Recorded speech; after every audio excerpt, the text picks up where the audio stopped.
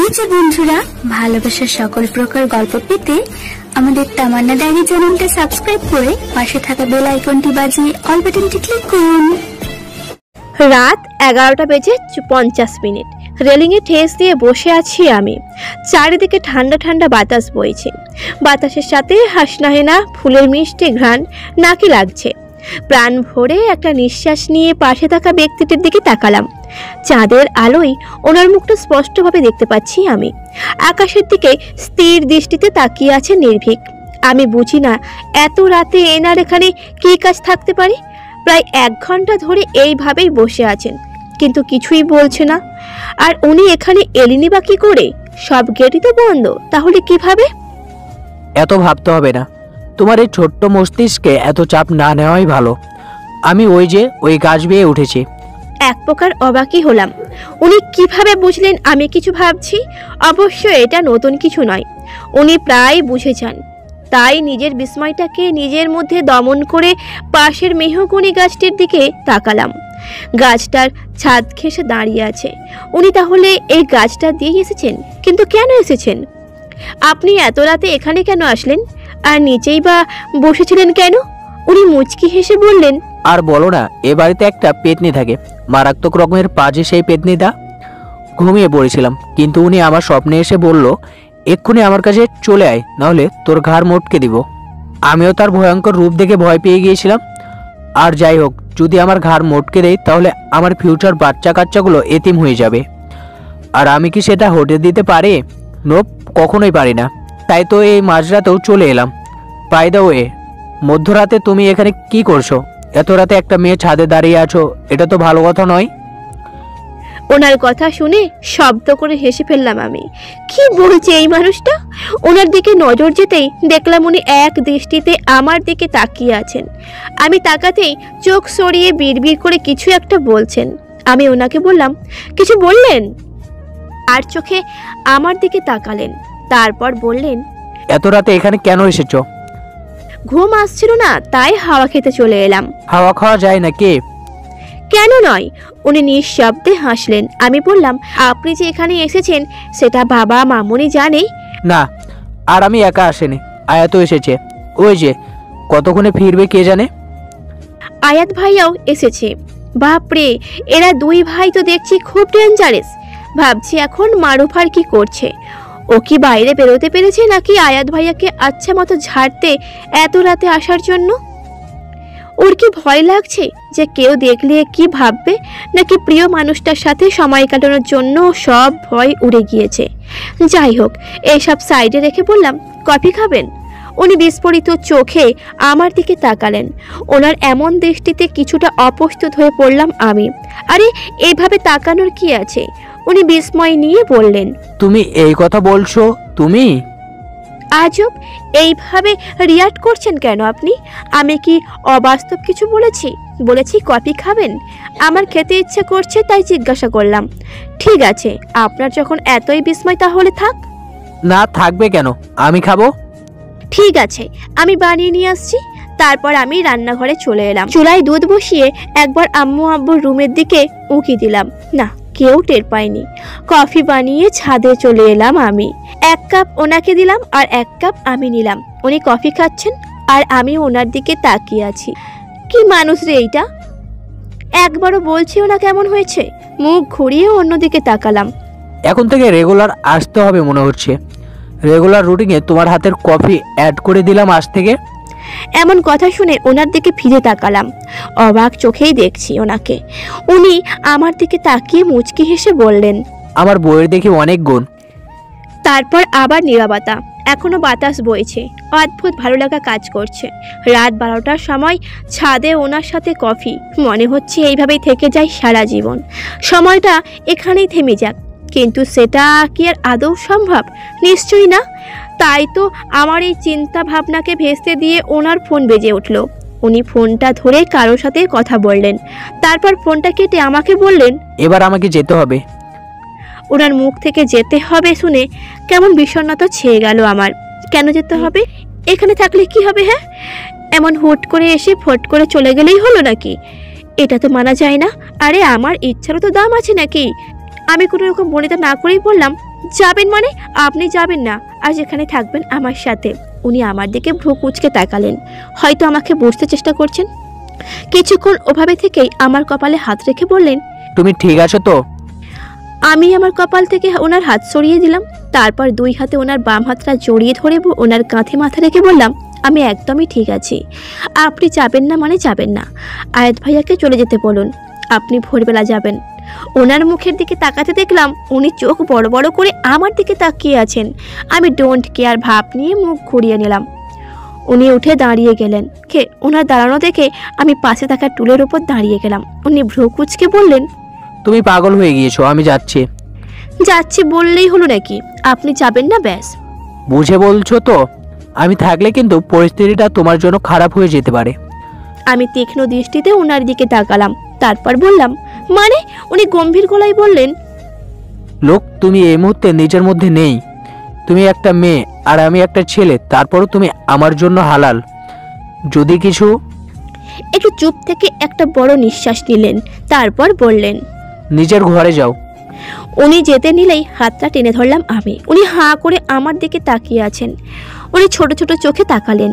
এবারে করেই বসলাম বিশাল সাহসের একটা কাজ, কিন্তু এই মুহূর্তে কিছুই যেন আমার মাথায় ঢুকছে না।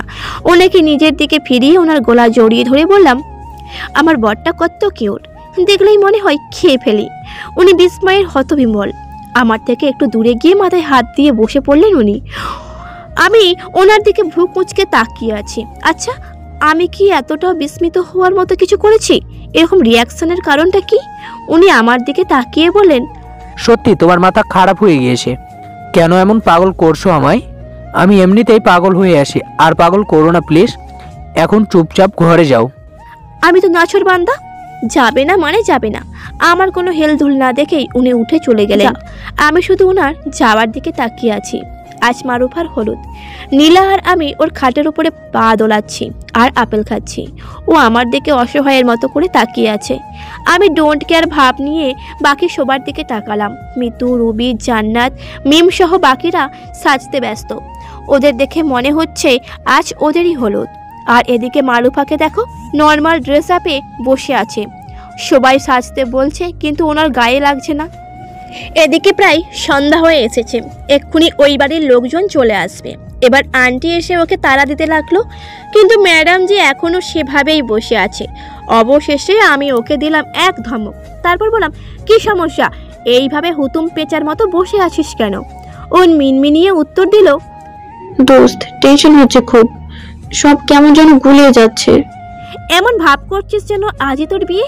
আরে বোন, এসব টেনশন আপাতত সাইডে রাখ আর চুপচাপ রেডি হয়ে নে। বললে কি টেনশন দূরে রাখা যায়? রিল্যাক্স বেবি, চিল মার। বিয়ে আর এমন কি ব্যাপার? হুট করে কবুল বলে ঠুস করে বাসর ঘরে ঢুকে ঠাস করে দরজা লাগিয়ে দিবি, ব্যাস। তুই জীবনেও শোধরাবে না। আচ্ছা, তোর বিয়ের সময় কি সেম জিনিসই করেছিলে, হুট করে কবুল বলে? ওকে আর কিছু বলতে না দিয়ে বললাম, আমার বিয়েটাই তো হুট করেই হয়ে গেছে, কিন্তু তোর তো এমন নয়, তাই না? এখন চুপ। গাইজ, অনেক সময় ওয়েস্ট হয়েছে। অনেকে সেজেছো তোমরা, এখন কনেকে সাজাও তাড়াতাড়ি, দেরি হলো সমস্যা। তারপর মারুফাকে আর একটা কথা বলতে না দিয়ে ওকে সাজানো শুরু করলাম আমি। ও অন্য কাউকেও তার ধারে কাছেও ঘেঁষতে দিচ্ছে না। ভাবটা এমন যেন আমি ছাড়া বাকি সবাই ওকে জঙ্গলি বিড়াল সাজিয়ে দিবে। আমি আর নীলা মিলে ওকে হলুদ রঙের শাড়ি পরিয়ে সুন্দর করে সাজিয়ে দিলাম। তারপর রজনীগন্ধা আর গোলাপ ফুলের গয়না পরানো হলো ওকে। যদিও গাঁদা ফুলের গয়না পরানো হয় হলুদের, কিন্তু আমার ফ্রেন্ড বলে কথা, একটু ইউনিক তো হবেই, তাই না? মারুফাদের বাড়ির উঠানের এক কোণায় স্টেজ করা হয়েছে। চারিদিকে হলুদ শাড়ি আর হলুদ পাঞ্জাবি পরিহিত ছেলে মেয়েদের সমাহার। ও বাড়ি থেকেও লোকজন চলে এসেছে। জানালা দিয়ে এসব দেখছি আমি, আর মারুফা ঘরমাই পাচারি করছে। ইতিমধ্যেই মারুফাকে স্টেজে নিয়ে যাওয়ার জন্য ডাক পড়েছে। এর মধ্যেই মারুফার ফোন বেজে উঠল। ফোনে আয়রার আব্বু নামটি দেখে চোখ বড়সড় হয়ে গেল আমার। এরা তো দেখছি বাচ্চার নামটাও ঠিক করে ফেলেছে, বলতেই হচ্ছে দে আর ভেরি ফাস্ট। মারুফার হাত থেকে ছোঁ মেরে ফোনটা নিয়ে নিলাম। তারপর রিসিভ করতেই ওপাশ থেকে আয়াত ভাইয়া বললেন, হেই ক্যাডবেরি, কি করছো? আপনার হবু বউকে রেডি করছি। বাবা ভাইয়া, এত অধৈর্য হলে কি হবে বলুন তো? দাঁত কেলিয়ে হেসে বললাম, আমি তো ভেবেছিলাম ভাইয়া অপ্রস্তুত হয়ে পড়বেন, হয়তো বলবেন অন্যের ফোন ধরা ব্যাড ম্যানার্স, কিন্তু আমাকে অবাক করে দিয়ে আয়াত ভাইয়া স্বাভাবিক কণ্ঠেই বললেন, ভাবি তুমি, আমি তো ভেবেছিলাম তোমার বান্ধবী।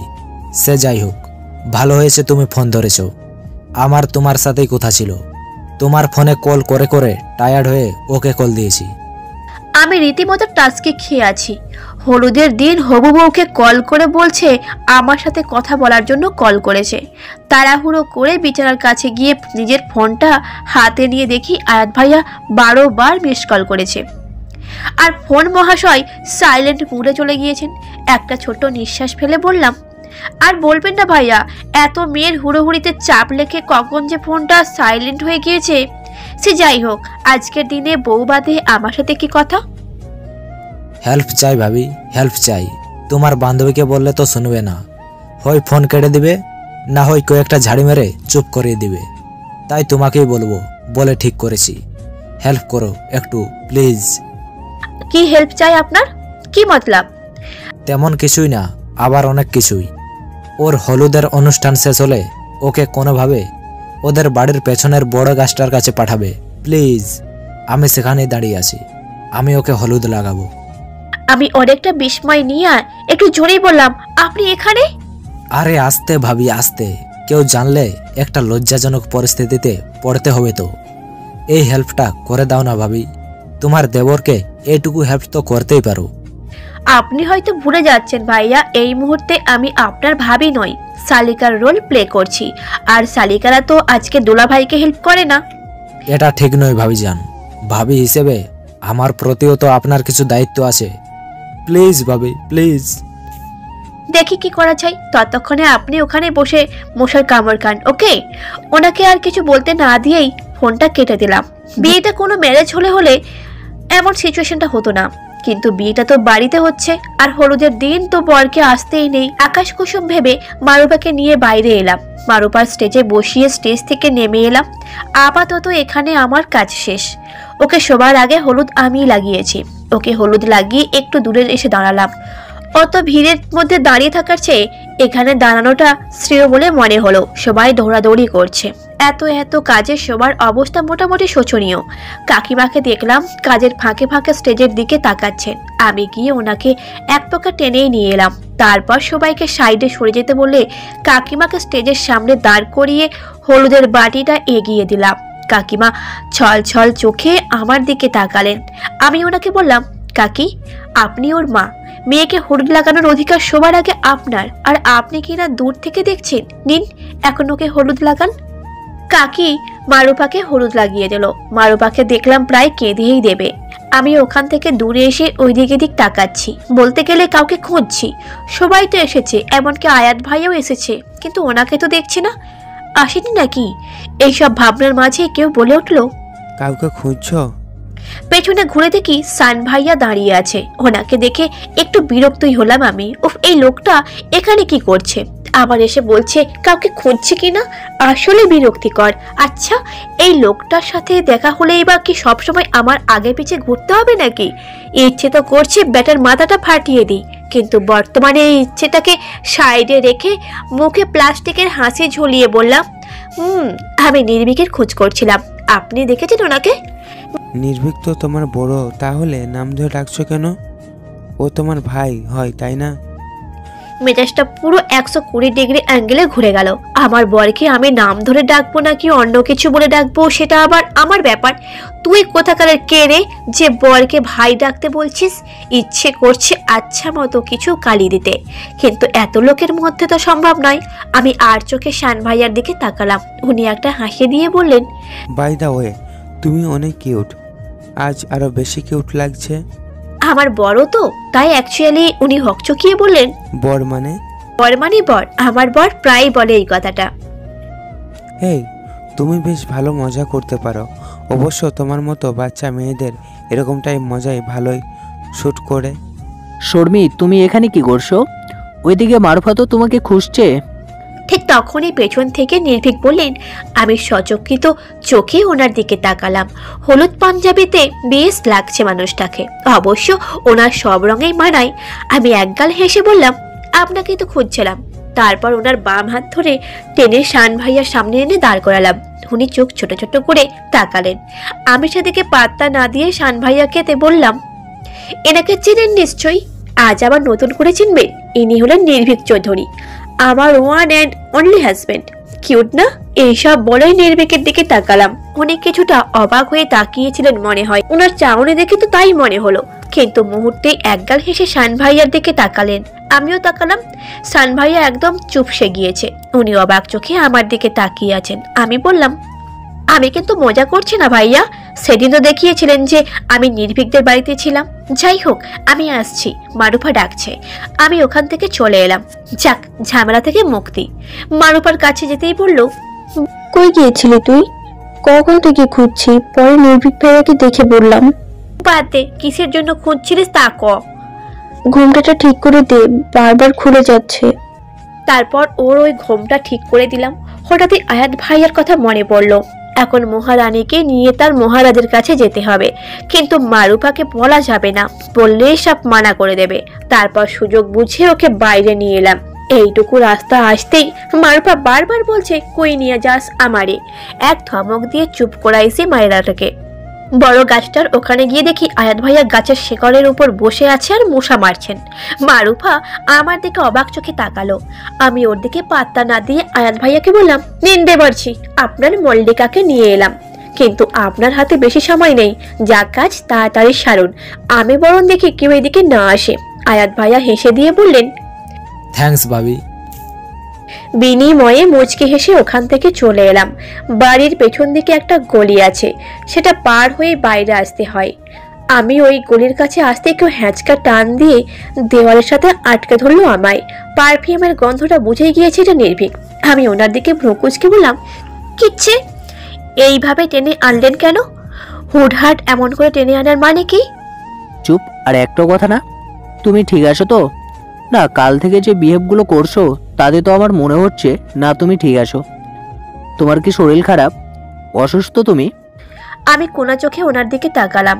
কপাল কুঁচকে বললাম, আপনার কেন মনে হচ্ছে আমি অসুস্থ? আর শান ভাইয়ার কথার উত্তরে আমার যেটা ঠিক মনে হয়েছে আমি সেটা বলেছি। উনি বললেন, বুঝলাম, বাই দ্য ওয়ে তোমাকে পেতনির মতো লাগছে। আমি কিছুক্ষণ ওনার দিকে তাকিয়ে রইলাম, তারপর হেসে দিলাম, কারণ আমি জানি উনি কখনো ভালোভাবে আমার প্রশংসা করবে না। তারপর উনি বললেন, সত্যি? কিন্তু কিছু একটা মিসিং। কি? উনি পকেট থেকে একটা বেলি ফুলের মালা বের করে সেটা আমার খোপায় লাগিয়ে দিয়ে বললেন, নাও পারফেক্ট আমার প্রাণসিনী। আমি ওনাকে ঠেলে ওখান থেকে চলে এলাম। আসার সময় কানে এলো ওনার হাসির ঝংকার। দূরত্ব বাড়ার সাথে সাথে হাসির আওয়াজটাও মিলিয়ে গেল অতলে। বাড়ির ভেতরে সবাই নাচ গান নিয়ে ব্যস্ত, আর আমি ব্যস্ত নিজের সবার ব্যস্ততা দেখতে।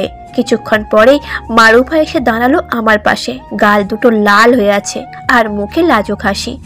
এই প্রেমও কি মারাত্মক জিনিস। মারুফার বিয়ের সব কাজ শেষ করে এখন বিদায়ের পালা। মারুফা তো সেই কখন থেকে কেঁদেই চলেছে। কাকি ওর সামনে না কাঁদলেও আড়ালে গিয়ে ঠিকই কান্না করেছেন। ওদের কান্না দেখে এখন আমারই কান্না পেয়ে যাচ্ছে। আয়াত ভাইয়া অসহায়ভাবে মারুফার দিকে তাকিয়ে আছেন। বিদায়ের সব কাজ শেষ করে ওকে গাড়িতে তোলা হলো।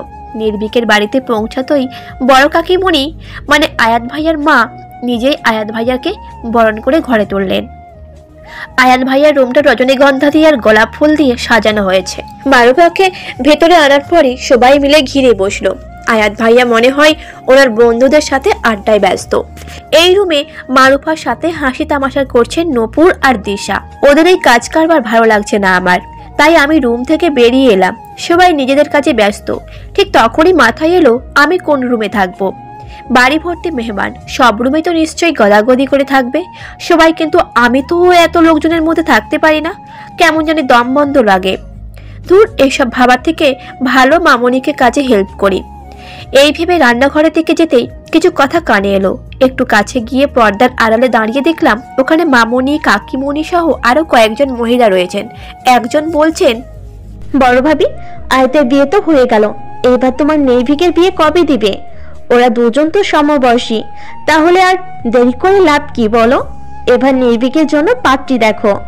নির্ভীক ভরে ভালো ছেলে, দেখতে শুনতে তো বেশ ভালো, ওর জন্য তো সুন্দর মেয়ে ঘরে আনতে হবে, তাই না? আমি বলি কি, আমার বোনের একটা মেয়ে আছে, বড় ভালো মেয়ে বুঝলে, একদম ফর্সা গায়ের রং, নির্ভীকের সাথে মানাবে ভালো। নির্ভীকের বিয়ে নিয়ে আপনাদের ভাবতে হবে না ভাবি, আমাদের ছেলে আমরা বুঝে নিব। ওনাদের কথা আমরা শুনতে ইচ্ছা হলো না, মন খারাপ হয়ে গিয়েছে। ধুর, কেন যে আসতে গেলাম, না আসলেই ভালো হতো। আচ্ছা, এনারা নির্ভীকের পাশে আমাকে দেখে কেমন একটা রিয়াক্ট করবে? তার হাসি মুখে মানাবে নাকি কটূক্তি করবে? এসব ভেবে ঘুরতে দেখি নির্ভীক দাঁড়িয়ে আছেন। আজব মানুষ, পেছনে এসে এমন খাম্বার মতন দাঁড়িয়ে থাকার কোনো মানে হয়? আবার কেমন রাগী লোক নিয়ে তাকিয়ে আছে। এমন রেগে যাওয়ার কারণটা কি? আমি কি ওনাকে কিছু বলবো? তার আগেই উনি আমার ডান হাতটা টেনে আমার সামনে ধরে জোর গলায় বললেন, এটা কি করে হলো? আর কাটা হাত নিয়ে এরকম এখানে দাঁড়িয়ে আছো কেন? তোমার কি কোনো বুদ্ধি শুদ্ধি নেই নাকি? ওনার কথায় মাথা মুন্ডু কিছুই বুঝতে পারছি না আমি। কাটা হাত মানে? হঠাৎ হাতের দিকে চোখ পড়তে মুখটা হাঁ হয়ে গেল আমার হাত কেটে রক্ত বের হচ্ছে, আর আমি কখন কাটলো আর কিভাবে বা কাটলো এতক্ষণ তো বুঝতেই পারিনি, কিন্তু এখন তো হাতটা জ্বালা করছে। আমি অসহায় মুখ করে ওনার দিকে তাকালাম। উনি এখনো রাগী চোখে তাকিয়ে আছেন। কি হলো বলো? আমি এখন কি বলবো আমি নিজেই তো জানি না। এটা কি করে হলো, কখন হলো, তাহলে ওনাকে কি বলবো? উনি বললেন, এখন এটা বলো না যে তুমি জানোই না যে তোমার হাত কেটে গিয়েছে। আমি ওপর নিচে মাথা নাড়ালাম, অর্থাৎ আমি সত্যিই জানি না। উনি মাথায় হাত দিয়ে বিড়বিড় করে বললেন, এ কাকে বিয়ে করেছি আমি? কি? চুপ, এই কোনো খেয়ালে থাকো তুমি। তারপর উনি চিৎকার করে মামনিকে ডাকলেন। মামনি এসে আমার হাতের দিকে তাকাতেই আঁতকে উঠলেন। তাড়াতাড়ি করে ফার্স্ট এড বক্সটা নিয়ে এলেন। নির্ভীক মামনির হাত থেকে বক্সটা এনে অ্যান্টিসেপটিক লাগিয়ে দিলেন। মামনি জিজ্ঞেস করছে, এসব হলো কি করে? উনি জানলে তো বলবে। ওকে খুঁজতে খুঁজতে দেখি রান্নাঘরের দিকে যাচ্ছে, হঠাৎ ওর হাতের দিকে নজর যেতে দেখি রক্ত। ওকে জিজ্ঞাসা করতে কি বললো জানো? বললো ও নাকি জানেই না কখন ওর হাত কেটে গিয়েছে। তাহলে কত বড় কেয়ারলেস এই মেয়ে, নিজের এক ফোঁটাও খেয়াল রাখে না, সারাদিন এখানে ওখানে ছুটে বেড়ায় আর হাত পা কেটে বসে থাকে।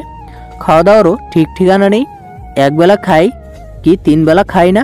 কলেজে গেলেও ওকে জোর করে ক্যান্টিনে নিয়ে গিয়ে খাওয়াতে হয়, আর যেদিন একটু পেশেন্টদের নিয়ে ব্যস্ত থাকে সেদিন তো কথাই নেই। আল্লাহর নামে সেদিন দুপুরে না খেয়ে থেকে যাবে। তুমিই বলো, ও কি পিচ্চি বাচ্চা নাকি? ওকে সব কাজ বলে বলে করাতে হবে? নিজের যত্ন কি ঠিকঠাক মতো করতে পারে না? বেয়াদব মেয়ে, সবসময় আমাকেই বলে দিতে হবে, শর্মি এটা করো, এখন খেয়ে নাও, নিজের খেয়াল রাখো। তাতে নাকি আবার ডক্টর হবে। নিজের খেয়াল রাখতে পারে না, সে নাকি অন্যদের চিকিৎসা করবে। আচ্ছা মা, তুমি বলো, আমি সব কাজ ফেলে ওর পিছনে ছুটবো নাকি? ওনার এত এত কথার ঝাড়ে নিজেকে এখন সত্যি সত্যি বাচ্চা মেয়ে মনে হচ্ছে। এত কথা শোনানোর কি আছে? না হয় একটু হাতই তো কেটেছে, কিসের কি মলম লাগাবে তা না, ঝাড়ি মেরেই যাচ্ছে। আমি মামুনির দিকে কাঁদো কাঁদো মুখ করে তাকালাম। উনি মুখ টিপে হাসছেন। মামুনি, এই ছেলে থাম তো, আমার মেয়েটাকে এভাবে বকছিস কেন? একদম বকবি না বলে দিলাম, বাচ্চা মেয়ে তো। বাচ্চা মেয়ে? 2 দিন পর বাচ্চার মা হবে, আর এখন উনি বাচ্চাই আছেন। মা, আমার কথাও একটু ভাবো। আমি আমার বাচ্চাদের ফেলে বড় করব নাকি তাদের মাকে? বাচ্চার মায়ে যদি বাচ্চাদের মতো বিহেভ করে তাহলে? আরে থাম নির্ভীক, থাম, অনেক হয়েছে। ওকে নিয়ে ঘরে যা, আমি তোদের খাবার পাঠিয়ে দিচ্ছি। নির্ভীকও আর কিছু বলল না, কিন্তু পাশে থাকা মহিলাদের কথা কানে এলো। ওনারা একে অপরকে বলছেন, কি মি আর নির্ভীক এসব বলছে কেন? ছেলে কি তবে ভুল রাস্তায় চলে গেল? আর মেয়েটাও বা কেমন? আরে আন্টি, আপনাদের তো দেখছি আমাকে নিয়ে ব্যাপক কৌতূহল, তো আপনাদের কৌতূহলটা দূর করে দিচ্ছি। এই যে এই মেয়েটাকে দেখছেন, এ হচ্ছে আমার বউ, বিয়ে করা বউ, আর আমাদের বিয়েটা পারিবারিকভাবেই হয়েছে। এতটুকু বলেই উনি আমাকে টেনে নিয়ে এলেন ওখান থেকে। আসার আগে মামুনির হাসির মুখটা চোখে পড়লো আমার। ওনার হাসি দেখে আমিও একটা হাসি উপহার দিলাম। রাত 2টো, নির্ভীকের রুমের বারান্দায় দাঁড়িয়ে আছি আমি। রুম খালি না থাকায় আমাকে এখানে থাকতে বলেছেন মামুনি। হাতে ফোন নিয়ে বারবার মারুফার ফোনে কল করছি। এই পর্যন্ত 7 বার দিয়েছি, আরো 3 বার দেব। প্রত্যেকবার ফোন ধরে ঝাড়ি মারছে আমায়। আমি উল্টো ঝাড়ি মেরে ফোনটা কেটে দিচ্ছি। ওকে বলেছিলাম ওর বাসর ঘরে গুনে গুনে রাত 10 বার কল করব। আহা, এখন ওকে জ্বালানোর মজাটাই আলাদা। সেই কাজটি করে চলেছি আমি। কারো পায়ের আওয়াজ সচকিত হলাম। কেউ একজন এই দিকেই আসছে। ডান দিকে তাকাতে দেখলাম নির্ভীক। ওনার চোখের দিকে তাকিয়ে গলা শুকিয়ে গেল আমার। ভয়ে রীতিমতো কাঁপাকাঁপি শুরু হয়ে গিয়েছে। কেমন নিঃস্বার্থ চাহনি ওনার। আমি কয়েক কদম পিছিয়ে গেলাম। উনি ধীরে ধীরে এগিয়ে আসছেন আমার দিকে। হঠাৎ কিছু একটা লক্ষ্য করে থেমে গেলাম আমি। চোখ ছোট ছোট করে তাকালাম ওনার দিকে। 2 হাত সামনে এনে ভাঁজ করে দাঁড়ালাম। উনি কিছুটা এগিয়ে এসে আমাকে এইভাবে দাঁড়িয়ে যেতে দেখে থেমে গেলেন। আমি চোখে মুখে ঘোর লাগা ভাব এনে ওনার দিকে এগোতে লাগলাম। উনি হয়তো এমন কিছু আশা করেননি। এবার আমি এগোচ্ছি আর উনি পেঁচাচ্ছেন। আমি বললাম, কি হলো, পিছিয়ে যাচ্ছেন কেন? তুমি এগোচ্ছ কেন? একটু আগে তো আপনি এগোচ্ছিলেন, তাই না? উনি রেলিং এর সাথে আটকে গিয়েছেন। আমি ওনার একদম কাছে গিয়ে দাঁড়াতেই উনি স্টিল দাঁড়িয়ে গেলেন, একটু উঁচু হয়ে দাঁড়িয়ে গেলেন। আপনি মেয়েদের মতো বিহেভ কেন করছেন? কারণ তুমি ছেলেদের মতো বিহেভ করছো। ওনার এমন কাণ্ড দেখে শব্দ করে হেসে ফেললাম আমি। আসছিল আমাকে ভয় দেখাতে। আমি ওকে কম নাকি? ওনার টেক্স ওনার উপরে অ্যাপ্লাই করলাম। আমার হাসির শব্দে নিচতলা থেকে নিহাল যাচ্ছে বলে উঠলেন, কি ব্যাপার আম্মু, এত হাসছো কেন? নিচের দিকে তাকিয়ে বললাম, কেউ একজন আমাকে ভয় দেখাতে এসেছিল, এখন সে নিজেই টাস্কি খেয়ে আছে, তাই এত হাসছি। এটা কিভাবে করলে? সেটা বলা যাবে না চাচা যান, সিক্রেট। বলেই পেছনে ঘুরতেই পুরো জমে গেলাম আমি। উনি আমার 2 পাশে রেলিং এর হাত দিয়ে আমার দিকে ঝুঁকে দাঁড়িয়ে আছে। নড়াচড়ার জন্য 1 ইঞ্চি জায়গাও খালি নেই। আমি ভয়ে ভয়ে ওনার দিকে তাকালাম। উনি ভ্রু মুছিয়ে বললেন, আমার সাথে মজা করার শাস্তি তো তোমাকে পেতেই হবে বউ। তখন না হয় ভয় দেখানোর জন্য আসছিলাম, কিন্তু এখন কি করবে তুমি? কিভাবে বাঁচাবে নিজেকে? আমি কয়েকটা শুকনো ঢোক গিলে ওনার দিকে তাকালাম। এবার কি করব আমি? চারিদিকে রং বেরঙের ছোট ছোট লাইট জ্বলছে। পুরো বাড়িটাই অক্রিড স্টার গ্লেজারের দিয়ে সাজানো হয়েছে। লোকজনের সমাগমে মুখর হয়ে উঠেছে পুরো পরিবেশ। স্টেজের উপর রাজকীয় চেয়ারে বসে আছে মারুফা আর আয়াত ভাইয়া।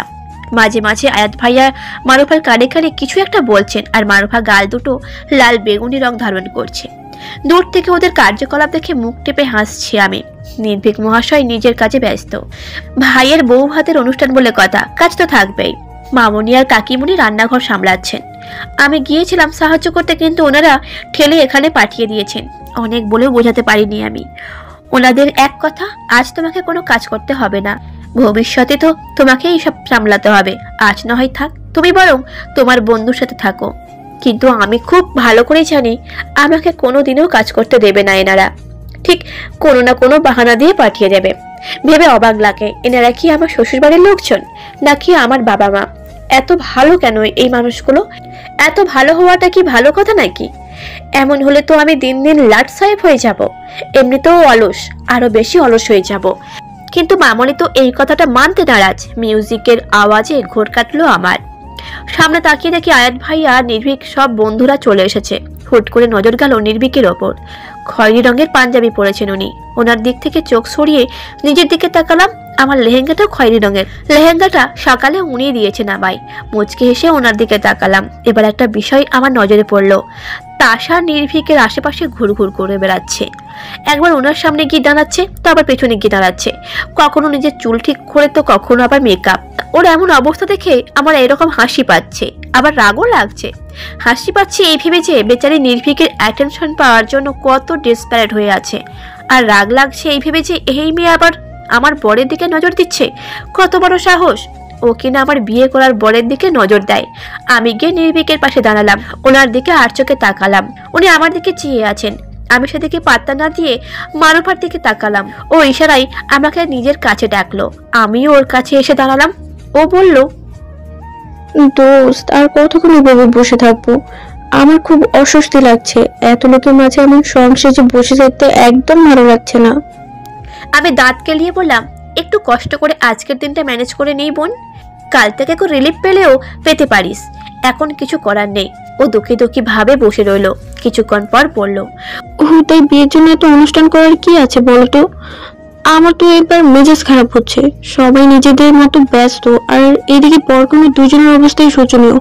বসে বসে পিঠের হাড়ও বাঁকা হয়ে গেছে। কোথায় নিজের বিয়েতে একটু আনন্দ করব, তা না, এমন ভারী সাজে বসে থাকতে হচ্ছে। কথাটা ভুল বলিসনি, কিন্তু কিছু করার নেই রে। হঠাৎ একটা আওয়াজ হলো। নির্ভীকের বন্ধুরা কাকে যেন বোকাঝোকা করছে। ব্যাপারটা কি হলো? সবাই কার সাথে এত রাগারাগি করছে? কৌতূহল নিয়ে এগিয়ে গেলাম। আর যেতেই যা দেখলাম তাতে বুকের ভিতর ধক করে উঠলো, হাত পা কাঁপতে লাগলো। এটা কি করে হলো? নির্ভীকের হাতের কোনোই নিচ থেকে বেশ অনেকটা কেটে গেছে আর সেখান থেকে ঝরঝরিয়ে রক্ত পড়ছে, কিন্তু উনি একদম ভাবলেছেন ভাবে ওনার হাতের দিকে তাকিয়ে আছেন। মনে হচ্ছে ওনার কিছু যাই আসে না, কিন্তু আমার তো যাই আসে। আমার মনে হচ্ছে আঘাতটা আমি পেয়েছি। এই মুহূর্তে কিছুই যেন আমার মাথায় ঢুকছে না, সব যেন কেমন এলোমেলো লাগছে। আশেপাশে কি হচ্ছে কোনো খেয়ালই নেই। বারবার একটা কথাই আসছে, সেটা হলো ওনার হাতে রক্ত। উনি ব্যথা পেয়েছেন, কিছু করো, যে কোনোভাবে ওনার ব্যথাটা গায়েব করে দে।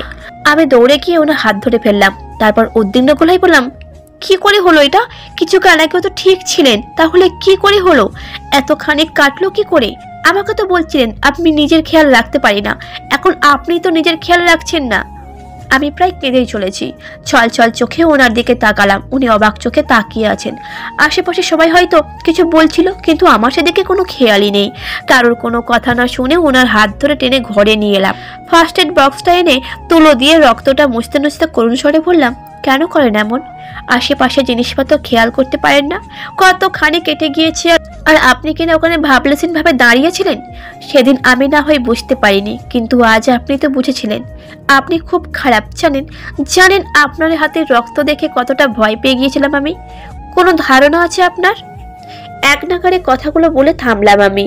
উনি উত্তর দিলেন না। চোখ বেয়ে পানি পড়ছে আমার। নিজের হাত কাটলেও মনে হয় এতটা কষ্ট হয়নি। ব্যান্ডেজ করা শেষ করে ওনার দিকে তাকালাম। উনি আমার দিকে তাকিয়ে নিঃশব্দে হাসছেন। আজব তো, উনি হাসছেন কেন? এভাবে হাসার মানেটা কি? আপনি হাসছেন কেন? আজব মানুষ তো আপনি। এদিকে যান যাই যাই অবস্থা, আর আপনি হাসছেন। এটা কি করে হলো সেটা বলুন তো। একটু আগেও তো সব ঠিক ছিল। আরে তেমন কিছু হয়নি। এই রেহান ছুরি নিয়ে যাচ্ছিল, এদিকে আমরা সবাই গল্পে বিজি ছিলাম। গল্পের মাঝেই হঠাৎ ইমতি ধাক্কা দিয়ে দেয়। আমিও তাল সামলাতে না পেরে কিছুটা পিছিয়ে যাই। তখনই কোনোভাবে ওই ছুরিটার সাথে লেগে গিয়েছে হয়তো। তো আপনি হাসছেন কেন? উনি আবারও হাসলেন, তারপর বললেন, কারণ তুমি কাঁদছো। সেই জন্য? ওনার কথা শুনে চোখের পানি মুছে ফেললাম। আসলেই আমি কাঁদছি। এতক্ষণে হুঁশ ফিরলো আমার। আমি ওনার দিকে তাকিয়ে বললাম, সত্যি বলতে তখন আমার কি যে হয়েছিল আমি জানি না। মনে হচ্ছিল আঘাতটা আপনার না আমার লেগেছে। কষ্ট হচ্ছিল খুব। আপনি একটু সাবধানে থাকবেন তো? যদি ছুরিটা হাতে না লেগে অন্য কোথাও লাগতো তখন? উনি কিছু বললেন না। উঠে দাঁড়িয়ে বাইরে যেতে যেতে বললেন, তুমি নতুন প্রেমের জোয়ারে ভাসছো শর্মে, কিন্তু আমি তো সেই কবেই প্রেমের গহীন অতলে তলিয়ে গিয়েছি। মাত্র কয়েকদিনেই তোমার এই অবস্থা, তাহলে আমার কথাটা ভাবো। এতটুকু বলেই উনি চলে গেলেন। বাইরে সবাই হইচই করছে, অনুষ্ঠানে সবাই ব্যস্ত, আর আমি তো ওনার বলে যাওয়ার কথাগুলো ভাবছি আর বিশ্লেষণ করার চেষ্টা চালাচ্ছি। কোনো কিছু বিশ্লেষণ করতে না পেরে উঠে দরজার কাছে আসতেই ঠাস করে কিছু পড়ে গেল। ঘুরে তাকিয়ে দেখি একটা ডায়েরি পড়ে আছে। সেটা দেখে ভ্রু কুঁচকে এলো আমার। ডায়েরিটা হাতে তুলে নিলাম। বেশ সুন্দর ডায়েরি, উপরে খুব সুন্দর করে লেখা অনুভূতি। এটি দেখে কৌতূহল হলো ডায়েরিটা পড়ার, কিন্তু অন্যের ডায়েরি বিনা অনুমতিতে পড়াটা ঠিক হবে? এইসব ভাবতে ভাবতেই ডায়েরিটা খুলে ফেললাম। গোটা গোটা অক্ষরে লেখা। ডায়েরি লেখার কোনো অভ্যাস নেই আমার, কোন দিনেও লিখিনি, আর লেখার ইচ্ছাও হয়নি কখনো। আমার মতে ডায়েরি লেখা এক ধরনের বোকামি, আর কিছু নয়। কিন্তু আর সেই বোকামিটাই করতে ইচ্ছে করছে। জীবনের কিছু সুন্দর অনুভূতিগুলো কাগজবন্দি করে রাখতে মন চাইছে, কারণ আমি এই অনুভূতিগুলো ভুলতে চাই না কখনোই। আর যদি কখনো ভুলেও যাই, তাহলে এই ডায়েরিটা আমায় মনে করিয়ে দিবে। প্রথম পৃষ্ঠায় এইটুকু পড়ে বেশ অবাক হলাম আমি। নির্ভীকার ডায়েরি। কৌতূহলটা আরো বেড়ে গেল। ওনার মতো ছেলের ডায়েরিতে কি লিখে রাখতে পারে, এই ভেবে পাতা উল্টালাম আমি। আমি যে এত বাজেভাবে কারোর মায়ায় জড়িয়ে যাব কখনো ভাবিনি। কিন্তু আমার ভাবনার অপেক্ষা না করেই এই বেহায়া মনটা তার পানে ছুটে যায় বারবার। কালো শাড়ি পরে আম্মুর সাথে কথা বলছিল সে। কালো রঙে যে কাউকে এত কিউট লাগতে পারে সেটা কল্পনাতেও ছিল না আমার। ফর্সাও না, আবার কালোও না। সত্যি এমন মেয়ে কখনো দেখিনি আমি। মনে হয়েছিল নিজের কাছে বসিয়ে সারা জীবন শুধু দেখতেই থাকি এই মুখখানে। সেদিনই ভেবে নিয়েছিলাম আমার ওকে চাই। চাই মানে চাই। ওর কনফিউজ হয়ে যাওয়া চেহারা দেখেই হয়েছিল আমার সর্বনাশ। আমি ফেঁসে গিয়েছি, আর বেরোতে পারবো না এই জাল থেকে। ওর হুটহাট রেগে যাওয়া, আবার একটু পরেই ভয়ে শিউরে যাওয়া, কি মারাত্মক ওর সেই চাহনি। তাই তো ইচ্ছা করে রাগিয়ে দিই মেয়েটাকে। যখন ও হাসে তখন ওই হাসির ঝংকার আমার মনে ঝড় তুলে, মনে হয় হাসিতেই আসে আমার সাফল্য। মাঝে মাঝে রাতে ছুটে যাই ওর বাড়ির পাশের রাস্তায়। ঘন্টার পর ঘন্টা দাঁড়িয়ে থাকার পর ও যখন জানালার কাছে এসে দাঁড়ায়, ওকে এক নজর দেখেই ফিরে আসি আমি। তারপরেই নিশ্চিন্তে ঘুমাতে পারি। আজ প্রায় 2 বছর 6 মাস হতে চলল, অথচ এ সম্পর্কেও কিছুই জানে না। আমি জানাইনি, কারণ আমি ওকে নিজের প্রেমিকা হিসাবে নয়, নিজের বউ হিসাবে দেখতে চাই। কি দরকার এখনকার এই সো কল্ড রিলেশনশিপে যাওয়ার? তার থেকে বিয়ে করে নিজের বউ বানিয়ে নেওয়াটাই ভালো নয় কি? ততদিন আমি ওকে চুপি চুপি ভালোবেসে যাব। তখন এমনি ভেবেছিলাম আমি। আর ভাগ্যের কি খেলা দেখো, আজ সেই আমার বউ। জানি সেও আমাকে ভালোবাসে, কিন্তু আমি এখনও তাকে সরাসরি বলিনি আমি তাকে ভালোবাসি। সেও বলেনি। তবুও আমরা দুইজনই জানি অপর পাশে মানুষটি আমাদের অনেক বেশি ভালোবাসে। আচ্ছা, ভালোবাসি ভালোবাসি বললেই কি ভালোবাসা প্রকাশ পায়? তাছাড়া পায় না। ছোট ছোট আচরণেও ভালোবাসা প্রকাশ পায়। অনুভূতিগুলোকে তো আর বলে প্রকাশ করা যায় না। এই যে বউ, যদি কখনো এই ডায়েরিটা তোমার হাতে পড়ে, তাহলে চুপি চুপি পড়ে নিও আর জেনে নিও তোমার বরটা তোমাকে অনেক ভালোবাসে। মুচকি হেসে ডায়েরিটা টেবিলের উপর রেখে দিলাম। অদ্ভুত অনুভূতি হচ্ছে, আমি ভাষাহারা। কেউ এমনও ভাবতে পারে? ভাবতে ভাবতে বেরিয়ে এলাম ঘর থেকে। নির্ভীক তার বন্ধুদের সাথে আড্ডায় মেতে আছে। আমি দূর থেকে ওনাকে দেখছি, ভাবছি এই সুন্দর মনের মানুষটা আমার, শুধুই আমার। বাড়ি থেকে ফিরে যে যার কাজে ব্যস্ত হয়ে পড়লাম আমরা। মারুফাও নিজের পড়াশোনা কন্টিনিউ করছে, আমিও নিজের পড়াশোনা নিয়ে ব্যস্ত হয়ে গিয়েছিলাম। এভাবেই চলে যায় বেশ কিছুদিন। এরপর একদিন বাড়ি থেকে কল আসে যে বাবা একটা গেট টুগেদার পার্টি আয়োজন করেছেন, যাতে করে পরিবারের সবার সাথে দেখা সাক্ষাৎ হয় আর কিছুটা ফ্যামিলির টাইম স্পেন্ড করতে পারি সবাই। এদিকে কলেজেও গ্রীষ্মকালীনই ছুটি হয়ে গিয়েছে। সবার সাথে দেখা হওয়াটার লোভটাও সামলাতে পারলাম না, তাই আবার ছুটলাম বাড়ির পথে। পরের দিন নির্ভীকের বাড়িতে পৌঁছালাম আমি, আমার পরিবার সবাই। মারুফার বাবা, মা আর ছোট বোন। ওর বড় বোনের মানে নীলুফা আপু আসতে পারবে না, ওনার শাশুড়ি মা অসুস্থ। তাই ওই বাড়িতে পৌঁছে দেখলাম বাবা মোটামুটি তার 14 গোষ্ঠীর সবাইকে ইনভাইট করেছে। বাড়িটাকে দেখে কোনো বিয়ে বাড়ির চেয়ে কম লাগছে না। মামনি একা হাতে কয়দিন সামলাচ্ছে কে জানে। আমাদের বাবা মা সবার সাথে কথা বলাই ব্যস্ত। আমি আর মারুফা ফ্রেশ হয়ে সোজা রান্নাঘরে আসলাম মামনি আর কাকিমণিকে হেল্প করতে।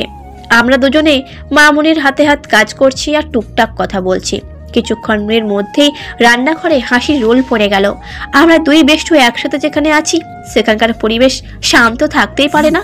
সন্ধ্যা 6:30টার দিকে সব কাজ শেষ হলো।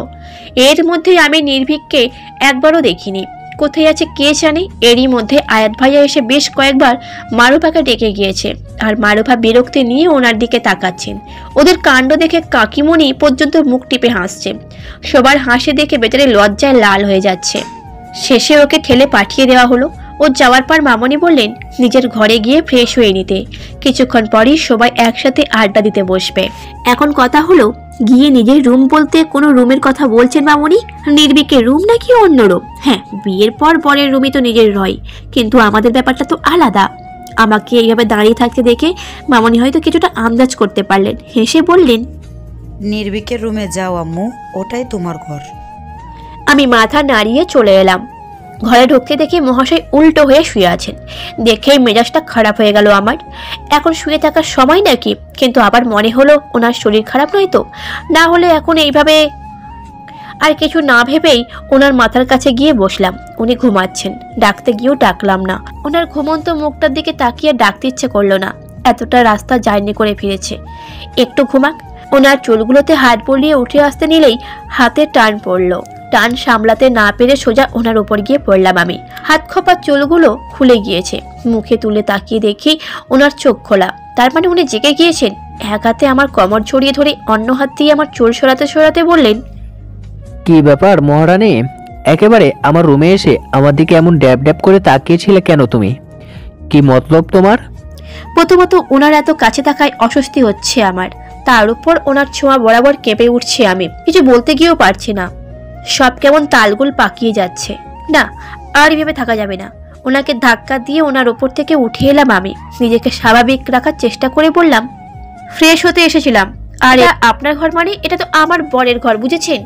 আমার যখন ইচ্ছা আসবো তাতে আপনার কি? বাই দ্য ওয়ে, আপনি না ঘুমিয়েছিলেন এতক্ষণ? তাহলে জানলেন কিভাবে যে আমি আপনার দিকে তাকিয়েছিলাম? ওই, আপনি সত্যি ঘুমিয়েছিলেন তো? এই তো ঠিক বুঝে গিয়েছো। ঘুম তো আমার তখনই ভেঙে গিয়েছিল যখন তুমি আমার পাশে এসে বসেছিলে। আমি তো দেখতে চাইছিলাম তুমি ঠিক কি করো। তুমি তো আমাকে এমনভাবে দেখছিলে যেন আমাকে খেয়েই ফেলবে। কে তুমি মেয়ে?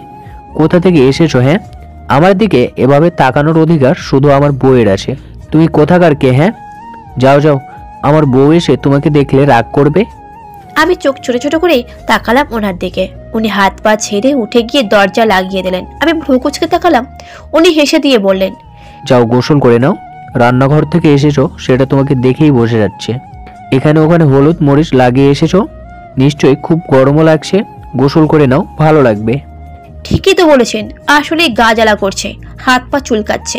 গরমের ফলে অ্যালার্জি হয়ে গিয়েছে মনে হয়। শাওয়ার নেওয়াটা দরকার, কিন্তু বিপত্তি হলো আমি ড্রেস কোথায় পাবো? আমি তো ড্রেস নিয়ে আসিনি। আমি বললাম, কিন্তু আমি তো ড্রেস কোথায় পাবো? ক্লোজেট খুলে বাম পাশে দেখো। কেন? আরে বাবা খোলো তো। বিরক্তি নিয়ে ক্লোজেট খুললাম। বাম পাশে তাকাতেই আমি অবাক। অনেকগুলো মেয়েদের ড্রেস, শাড়ি, এগুলো কোথা থেকে আসলো? আমি ওনার দিকে জিজ্ঞাসা দৃষ্টিতে তাকালাম। উনি এগিয়ে এসে একটা মেরুন কালারের ড্রেস আমার হাতে দিয়ে বললেন, অনেকদিন ধরে একটু একটু করে এগুলো কিনে রেখেছি, যাতে করে তুমি যখন একেবারের জন্য এই বাড়িতে চলে আসবে তখন কোনো প্রবলেম না হয়। এখনো অনেক কিছু কেনা বাকি আছে অবশ্য, কিন্তু ঠিক গুছিয়ে নিব। আমি একবার ওনার দিকে তাকাচ্ছি তো একবার ড্রেসের দিকে। উনি এখন থেকে সবকিছু কিনে রেখেছেন, না জানি আর কত কিছু ভেবে রেখেছেন উনি। একটা দীর্ঘশ্বাস ফেলে ড্রেসটা নিয়ে ওয়াশরুমে চলে এলাম। গোসল করে ভেজা চুলগুলো ঝাড়তে ঝাড়তে বাইরে বের হলাম আমি। উনি ল্যাপটপে কাজ করছেন, হয়তো পেশেন্টদের সিরিয়াল দেখছেন। আমি গিয়ে ড্রেসিং টেবিলের সামনে বসলাম। ঠিক তখনই কেউ পেছনে দাঁড়িয়ে আমার চুল মুছে দিতে লাগলো।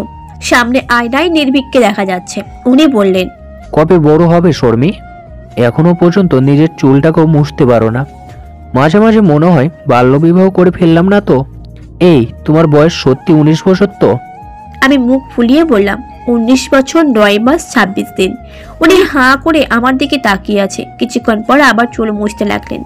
চুল মোছা শেষ হতে না হতেই আজান শোনা গেল। উনি টুপি নিয়ে চলে গেলেন। আমিও উঠে নামাজ পড়ে নিলাম। তারপর চুলগুলো ঠিকঠাক করে নিলাম।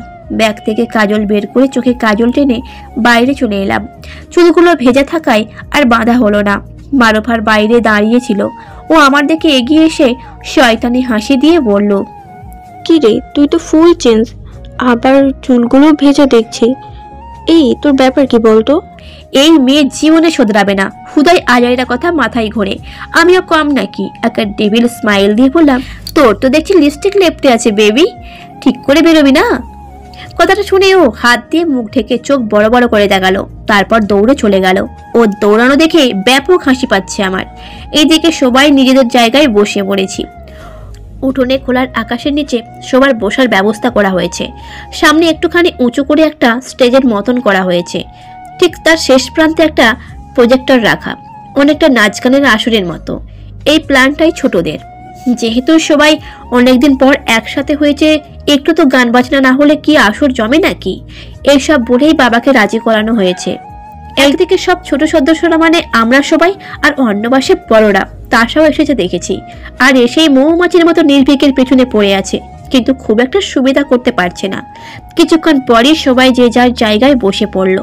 বেশ অনেকক্ষণ গল্পগুজব করার পর রেদওয়ান ভাইয়া বললেন, অনেক তো হলো, এবার একটা গেম খেলা যাক, কি বলো সবাই? সবাই সম্মতি দিল। গেমটা এমন যেখানে সবাইকে একটা করে চিরকুট দেওয়া হবে। তাতে বিভিন্ন জিনিস লেখা থাকবে, যেমন নাচ, গান, আবৃত্তি, অভিনয় ইত্যাদি ইত্যাদি।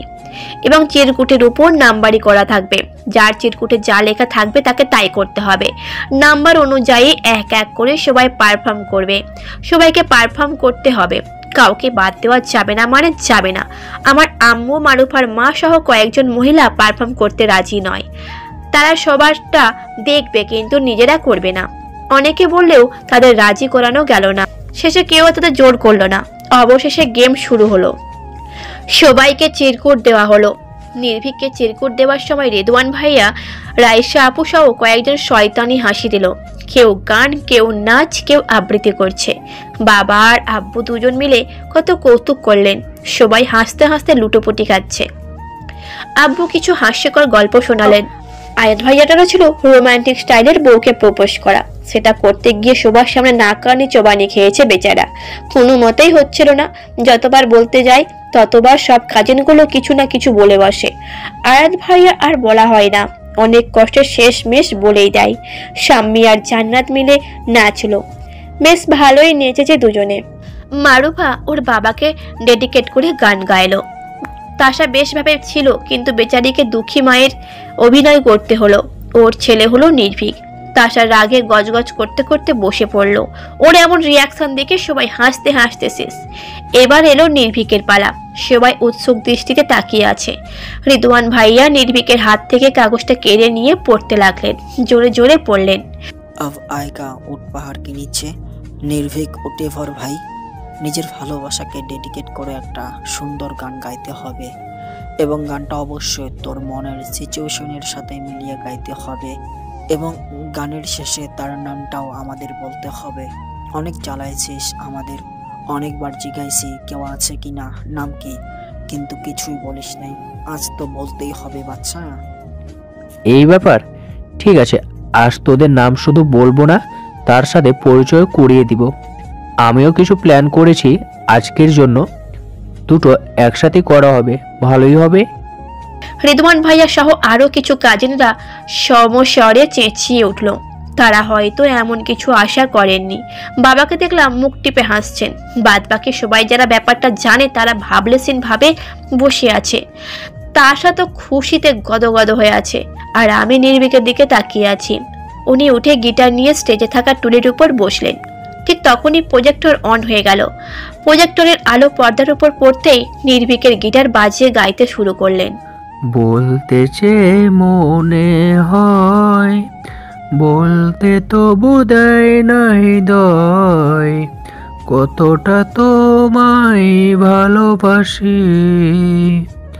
চলতে গিয়ে মনে হয় দূরত্ব কিছুই নয়, তোমারই কাছেই ফিরে আসি। তুমি তুমি তুমি শুধু এই মনের আনাচে কানাচে। সত্যি বলো না, কেউ কি প্রেমহীনা কখনো বাঁচে? তুমি তুমি তুমি শুধু এই মনের আনাচে কানাচে। সত্যি বলো না, কেউ কি প্রেমহীনা কখনো বাঁচে? পর্দায় আমার 2 বছর আগে ছবি স্লাইড করছে। দুই পাশে বেনি করে আকাশের দিকে তাকিয়ে আছি। মেঘের খামে আজ তোমার নামে উড়ো চিঠি পাঠিয়ে দিলাম। পড়ে নিও তুমি, মিলিয়ে নিও, খুব যত্নে তা লিখেছিলাম। মেঘের খামে আজ তোমার নামে উড়ো চিঠি পাঠিয়ে দিলাম। পড়ে নিও তুমি, মিলিয়ে নিও, খুব যত্নে তা লিখেছিলাম। এই গানটা গাওয়ার সময় আমি দাঁড়িয়ে ওনার ডায়েরি পড়ছি। সেই ছবি স্লাইড করেছে। আমি অবাক চোখে তাকিয়ে আছি। এটা কখন তুললেন উনি? এইবারের ছবিটা হলো আমি এক চোখ বন্ধ করে আরেক চোখ খুলে ভ্রু উঁচিয়ে ওনার দিকে তাকিয়ে আছি, আর উনি আমার কপালে আঙুল ঠেকিয়ে দাঁড়িয়ে আছে।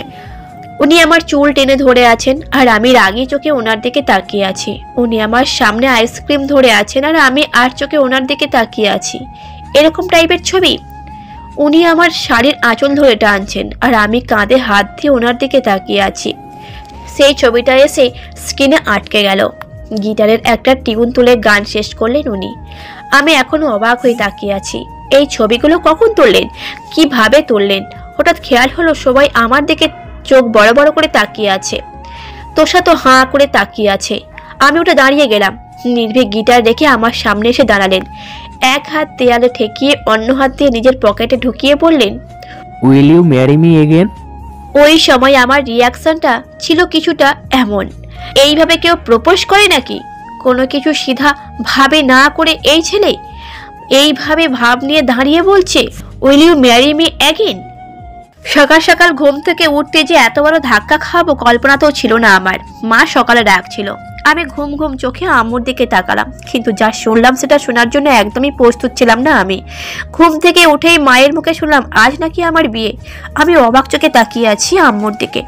কিছুক্ষণ এমনভাবে তাকিয়ে থেকে বললাম, তোমার মাথা ঠিক আছে আম্মু? আমার বিয়ে হয়ে গিয়েছে সেটা জানো না? আম্মু কিছুক্ষণ চুপ থেকে বললেন, তোর বরের সাথেই তোর বিয়ে হবে, সবার সামনে বুঝেছিস? এখন কথা না বাড়িয়ে উঠে পড়। এতটুকু বলেই আম্মু চলে গেল। আমি এখনো থ মেরে বসে আছি। আরে কি হচ্ছে কি এসব? ও সত্যিই এই নির্ভীক মানুষটা যেদিন থেকে আমার লাইফে এসেছে সেদিন থেকে আমার জীবনে যা কিছু হচ্ছে তার বিন্দুমাত্র আগাম ধারণাও আমার থাকছে না। কিন্তু এই মুহূর্তে এসব ভাবনা ভাবতে ইচ্ছে করছে না, ঘুম পাচ্ছে। হুট করে দরজা ঠেলে ভেতরে ঢুকলো মারুফা, দাঁত কেলিয়ে বলল, রেডি হয়ে নে দোস্ত, তোর বিয়েতে আমি ব্যাপক মজা করব। আমি হাই তুলতে তুলতে বললাম, তুই মজা কর, নাচ কর, গান কর, যা খুশি কর, কিন্তু এখন আমাকে ঘুমাতে দে প্লিজ। বলে আবার শুয়ে পড়লাম। মারুফা অনেকবার ডাকলো কিন্তু আমি শুনিনি। আবার তলিয়ে গেলাম ঘুমের দেশে। ঘুম ভাঙলো বেলা 12টায়। ঘুম থেকে উঠে ফ্রেশ হয়ে বাইরে যেতে দেখি 14 গোষ্ঠীর সকলে এসে হাজির। আমি হাঁ করে তাকিয়ে আছি। এত অল্প সময় এত মানুষজন এলো কোথা থেকে? এসব ভেবে কোনো কাজ নেই আমার। আমি গিয়ে আমার কাজিনদের মাঝে ঠাস করে বসে পড়লাম। সবাই হতভম্বের মতো তাকিয়ে আছে আমার দিকে। আমি পাত্তা দিলাম না। কিছুক্ষণের মধ্যেই ওদের সাথে গল্পে মেতে উঠলাম আমি। ওদের সাথে আড্ডা দিতে দিতেই বেলা গড়িয়ে 2টো বেজে গেল। আঁখি আপু একটা হলুদ শাড়ি আমার হাতে দিয়ে বলল পরে নিতে। এখন নাকি হলুদের অনুষ্ঠান হবে, কি আর করা যাবে, শাড়িটা পরে নিলাম। একে একে হলুদের অনুষ্ঠানও শেষ হয়ে গেল। ঘরে এসে গোসল করে নিলাম। এবার একটু ভালো লাগছে। আম্মু এসে খাবার দিয়ে গেল। আমার খেতে ইচ্ছে করছে না মোটেও, কিন্তু আম্মুর চোখ রাগানিতে বাধ্য হয়ে খেয়ে নিলাম। সন্ধ্যা 7:30। বউ সেজে বসে আছি আমি। আয়নায় নিজেকে দেখে নিজেই চিনতে পারছি না, এইটা কি আদৌ আমি? জীবনে কখনো এত ভারী মেকআপ করিনি, তার উপর এতগুলো গয়না পরে কেমন একটা দমবন্ধ লাগছে। কিন্তু সেদিকে কারোর খেয়ালই নেই। সবাই তো নানা কথায় ব্যস্ত, আমিও বিষয়টাকে পাত্তা দিলাম না। রাত 8টার সময় কাজী আসলেন। কবুল বলার সময় গলা দিয়ে যেন কোনো কথাই বের হচ্ছিল না আমার। সব কেমন যেন এলোমেলো লাগছিল।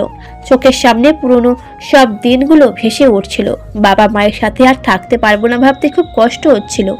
অবশেষে কবুল বলে দিলাম। তারপর কান্নায় ভেঙে পড়লাম আমি। আসার আগে ছোট বোনটা অনেক কাঁদছিল। ওর কান্না দেখে মনে হচ্ছিল এখানেই থেকে যায়, আমি আর যাবো না ওই বাড়িতে। আমার এই পরিটাকে ছাড়া কি করে থাকবো আমি? যাব না আমি। একবার তো বলেই দিয়েছিলাম আম্মু আমি যাব না, কিন্তু সেটা কি সম্ভব? শেষমেশ গাড়িতে তুলেই দিলেন আব্বু। আমাদের বাড়ি থেকে এই বাড়ি পর্যন্ত পুরো রাস্তায় কান্না করতে করতে এসেছি। নির্ভীক কিছুই বলছে না, শুধু টিস্যু এগিয়ে দিচ্ছিলেন। এই বাড়িতে এসে কান্না থামলো আমার। সব নিয়ম কানুন মেনে আমাকে নির্ভীকের রুমে বসিয়ে সবাই চলে গেল। পুরো রুম অর্কিড ফুলে সাজানো। ভারী শাড়ি আর গয়নাদের দম বন্ধ হওয়ার উপক্রম। ক্লোজেট থেকে একটা সুতির শাড়ি নিয়ে ওয়াশরুমে চলে গেলাম। চেঞ্জ করে সোজা বারান্দায় চলে এলাম। এবার একটু ভালো লাগছে। হঠাৎ কারোর ছোঁয়া পেয়ে কেঁপে উঠলাম আমি। নির্ভীক পেছন থেকে জড়িয়ে ধরে আছে নামাই। উনি আমাকে ছেড়ে আমার পাশে দাঁড়ালেন। চাঁদের দিকে কিছুক্ষণ তাকিয়ে থেকে বললেন, অজু করে এসো, নামাজ পড়বো। আমিও বাধ্য মেয়ের মতো অজু করে এলাম। দুজনে একসাথে 2 রাকাত নফল আর নামাজ আদায় করলাম। জানালা দিয়ে চাঁদের আলো আসছে। উনি বললেন, তোমার দেনমোহর কিন্তু আমি পরিশোধ করে দিয়েছি। এত টাকা দিয়ে আমি কি করব? তোমার টাকা তোমার যা ইচ্ছে করতে পারো। আমি আর কিছু বললাম না, চুপ করে আকাশের দিকে তাকিয়ে রইলাম। উনি আমার কাঁধের উপর নিজের থুতনি রেখে পড়ল, I want you wifey, may I. এইটুকু পরেই থেমে গেল সাবিনা খান। ডায়েরিটা বন্ধ করে স্টুডেন্টদের দিকে তাকালেন তিনি। ক্লাসের সবাই এতক্ষণ ধরে সাবিনা খানের মুখে এইসব শুনছিল। কলেজের ক্লাস করতে করতে সবাই বোর হয়ে গিয়েছিল বলে সব স্টুডেন্টরা মিলে সাবিনা খানকে ধরেছিল একটা গল্প বলার জন্য। স্টুডেন্টদের জোড়াজড়িতে উনি এই রাজি হন। এবং পরের ক্লাস টিচারকে বলে দুটো ক্লাসের সময় নিয়ে নিজের ব্যাগ থেকে একটা ডায়েরি বের করে পড়তে শুরু করেন। সবাই খুব মনোযোগ দিয়ে শুনছিল। সাবিনা খান থামতেই একজন দাঁড়িয়ে পড়ল। ম্যাম, তারপর কি হয়েছিল? আর এটা কার ডায়েরি? এটা আমার পরিচিত একজনের ডায়েরি, নামটা বলা যাবে না। ওকে ক্লাস টাইম শেষ, কিছুদিন পর এক্সাম আছে, সবাই সেটা প্রিপারেশন নাও, ভালো করো, পড়াশোনা করো, আবার দেখা হবে। তারপর উনি চলে গেলেন। ক্লাসের সবাই উঠে দাঁড়ালো। বাড়িতে আসতেই একটা ছেলে আর 3 বয়সী একটা ছেলে আর একটা মেয়ে দৌড়ে ওনার কাছে আসলেন। উনিও নিচু হয়ে তাদের জড়িয়ে দিলেন। কিছুক্ষণ পরই ব্যাগপত্র নিয়ে সিঁড়ি বেয়ে নামলো একজন পুরুষ আর একজন মহিলা। ওদের দেখে বাচ্চা দুটো বলল, মাম্মাম, বাবাই, আমি যাবো না, প্লিজ। আমরা আবার আসবো সৌরজ, নুরভি, এখন বাড়ি চলো, দাদিমা ওয়েট করছেন। নির্ভীক ঠিক বলেছে, আমরা আবার আসবো ফুপি দাদুর কাছে, এখন চলো বাড়ি। সূর্য নুরভিও তেমন কিছু বলল না, মা বাবার কথা মেনে নিল। তারপর নির্ভীক আর শর্মী সাবিনা খানের কাছ থেকে এসে বলল, আসি ফুপিমণি, মাঝে মাঝে আপনারাও যাওয়া উচিত আমাদের সাথে দেখা করতে। বিনিময়ে সাবিনা খান হাসলেন। তারপর শর্মীর ডায়েরিটা শর্মীকে দিয়ে ফিরিয়ে বললেন, তোমার আমানত না বলে পড়ার জন্য সরি, কিন্তু না পড়েও শান্তি পেতাম না। শর্মী মুচকি হেসে ডায়েরিটা নিয়ে এলো। তারপর পুরো পরিবার একসাথে বাড়ির পথে রওনা দিল। যাওয়ার পথে নির্ভীক বলল, ফুপিমনির বাড়িটা খুব সুন্দর, তাই না সৌরজ মাম্মাম? কিন্তু আমাদের এখন মাহিরের জন্য কিছু নেওয়া উচিত, তাই না নুরভির বাবাই? তারপর দুজনেই একসাথে হেসে দিল।